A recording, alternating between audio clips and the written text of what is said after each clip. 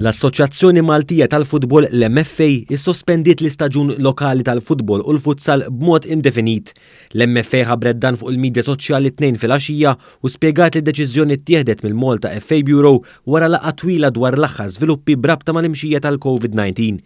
Dwar dan Nuanus tkellem mal-President tal-MFA Bjorn Vassallo. Awtomatikament allura kellna nissospendu dak li huwa il-futbol, il-futsal, disciplini li għaw taħt il-Malta Football Association b'mod indefinit sakemm ovvjament l-awtoritajiet illi tuna awtorizzazzjoni jekk Alla jrid jekk l-imxija tal-virus ittaffi nkunu nistgħu allura nkomplu u allura hemmhekk aħna nkunu nistgħu nerġgħu noħorġu direttivi differenti minn dawk li ħedna l-biegħ.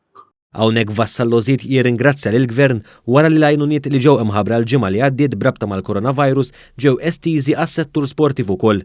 Għalli f'dawn iċ-ċirkostanzi nsemmat ukoll il-karba tal-assoċjazzjonijiet sportivi li ħarġu ċirkulari għal klabs kollha biex ikunu jistgħu japplikaw għal dawn il-benefiċċji. Aħna futbol bħall-assoċjazzjoni nkunu qegħdin nieħdu il-briga f'idejna biex il-klabs individwalment kun jistgħu japplikaw biex nispjegawlhom dak li huwa l-proċess. Fi stqarrija l-Assoċjazzjoni tal-Isport Akwatiku f'Malta wkoll irringrazzjat lill-Gvern li permezz ta' dawn il-miżuri qed jgħin sabiex itaffi d-daqqa li qed tħalli din il-pandemija fuq l-isport f'pajjiżna. Is-Segretarju Parlamentari għall-Isport Clifton Grima laqa dawn ir-reazzjonijiet pożittivi u qal li eventwalment din l-għajnuna se tgħin l-isport jerġa' jqum fuq saqajh. Skemi li din hemmhekk biex jagħtu nifs lil dan is-settur illi jiena perswas illi wara li jgħaddu dawn l-isfidi kollha ħankomplu narawh jikber kif għamel fl-aħħar snin.